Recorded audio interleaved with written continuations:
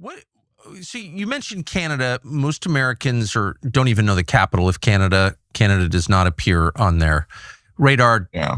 Doesn't figure in their thoughts. But you described it as probably, quote, probably the richest country in the world. I think that's objectively true.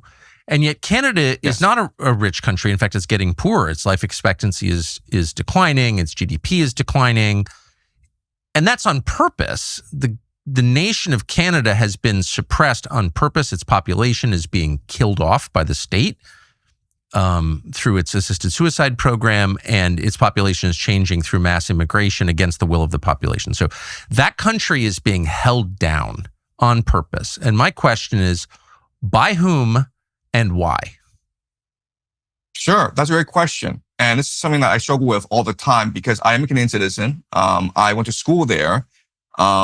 So my answer is that Canada was never really a nation state. It's more of a glorified resource colony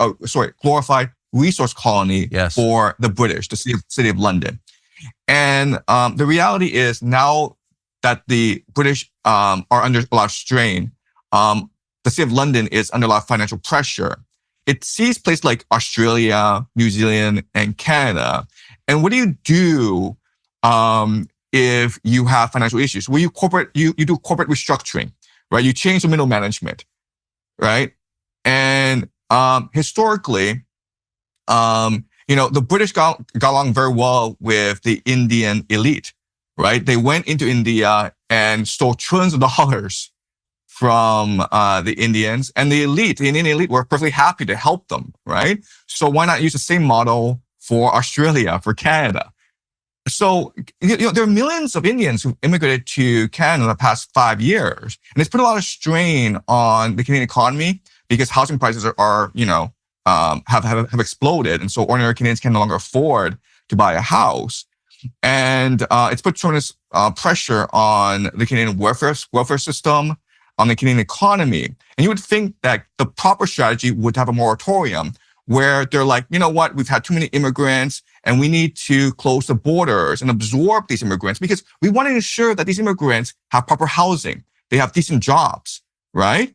You would think that that'd be the right strategy. Yes. But instead, Mark Carney goes to India and says, we want more Indians. And also, we'll give you scholarships to come to Canada to study for free.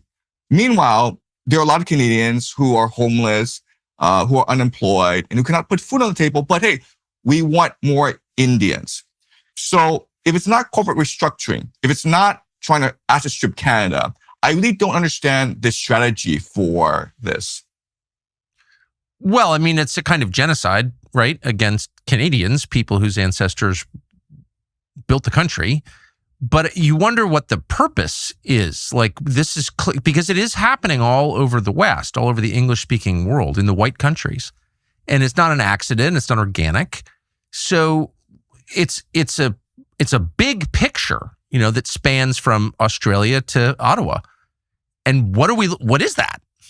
Do you know? Right. So let's look at Europe, because in 2014. This was a major turning point in Europe because you had these tens of millions of refugees trying to escape these wars in the Middle East, created by America's wars in the Middle East. And they were trying to reach Europe. And at this point, Europe had a choice. It could choose to close its borders and maintain its cultural identity, or it could open the floodgates. And Angela Merkel, the Chancellor of Germany, she said something really, really famous, and which stuck in my mind, which is, we can do this. We are Europeans. Somehow we can take in these millions of refugees and welcome them into our societies and thrive as a people. And the complete opposite has happened. You've got millions of these refugees who fled into Europe, not because of their choice, by the way, but because their nations were devastated, right? Libya, Syria, Afghanistan, Iraq were all devastated in these wars against terror in the Middle East. So they go, and these are proud Islamists. They love their religion, they love their family, they love their community. And so they're not going to absorb themselves and assimilate themselves into Europe. And today, you're looking at population replacement in a lot of cities. You go to certain places in Britain, and you might think you're in Cairo or Baghdad. And this has caused tremendous conflict throughout Europe. I would not be surprised if like 2 to 4 years time, you have civil war break out, insurgencies break out in places like Britain and France. So the question is, why is this happening throughout the world at the same time? Exactly. Why is it that these different nations, whether they're European, whether they're Canadian or Australian, why are they adopting the same policies? Not just in terms of COVID, right? But also in terms of like immigration. And so that's one of the great questions that we have to ask about the world we live in today. It seems as though it's almost a controlled demolition of Western civilization, right? The Anglosphere, Western Europe. It seems as though these nations are being destroyed purposely. For what end? I don't know. But I would just say there's a certain pattern that has emerged, and the result can only end up in the controlled demolition of these societies. I don't even think that's up for debate. I mean, of course, just look at the bottom line numbers. You know, of course, the white populations are being killed on purpose. And the question is why? And I don't have the faintest idea. And I know there's a lot of speculation as to who's doing it. I'll just say bluntly, I don't know. I mean, I know who the instruments are, of course, but Keir Starmer's not in charge of Great Britain. Macron isn't in charge of France. I'm not sure how many leaders really do have control of their countries. I don't know how many countries actually have sovereignty. I really don't know the answer. But something is going on. Is there any precedent for this in history? Have you ever seen anything like this as a historian? Right. So you look at what's happening in Ukraine, where the war is lost. It was lost 2 years ago. The Ukrainians have lost over 1 million fighting men. A lot of their people have fled overseas.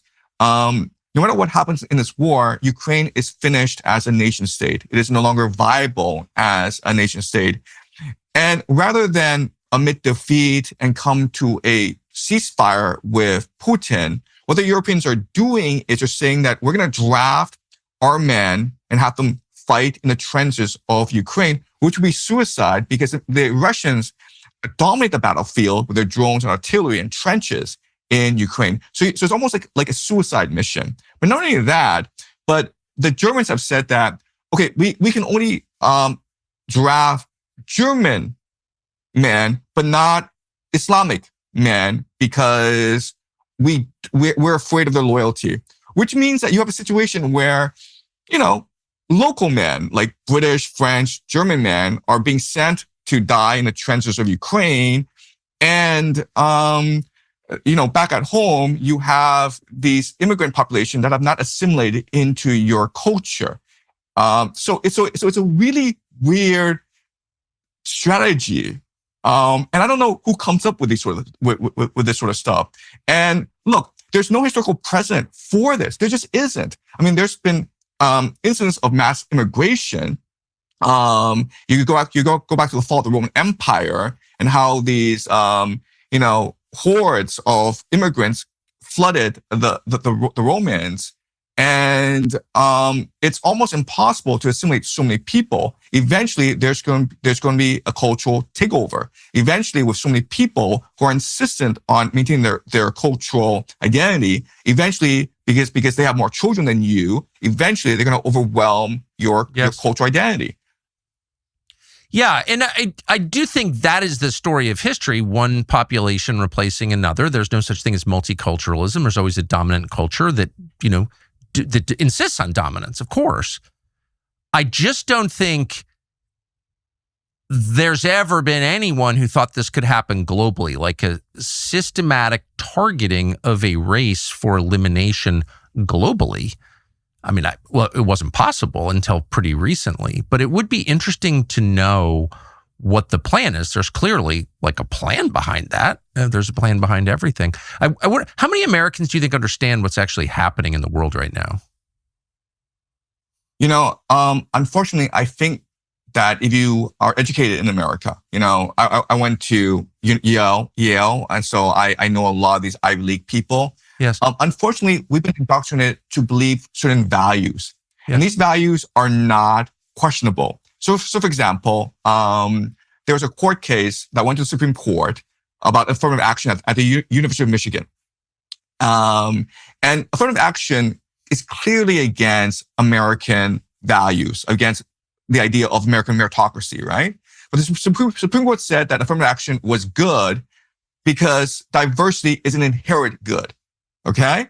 And it's interesting because if you go to a place like Yale or Harvard or any of these Ivy League schools, there's actually very little diversity. I'm talking about intellectual diversity. Yes. Yeah, I mean, like there's different skin color, but if you actually look at the ideas that they engage with in a classroom, it's a very conformist setting. So it's one of these great ironies where affirmative action is supposed to bring diversity to the classroom.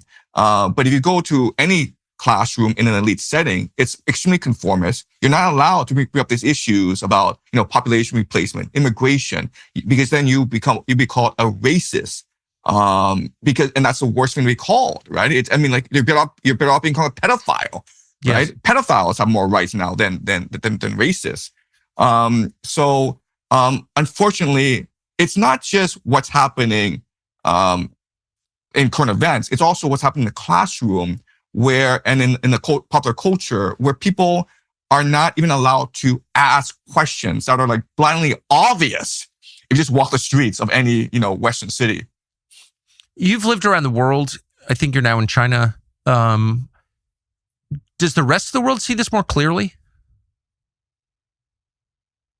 Yeah, I mean, if you're not in the West and if you're not subjected to this brainwashing, indoctrination that they feed you in the schools, it's obvious. Again, it's blinding obvious to anyone if you just walk the streets of any major city in the West. So there's a joke in China, and so Chinese don't actually like to go to Canada for tourism.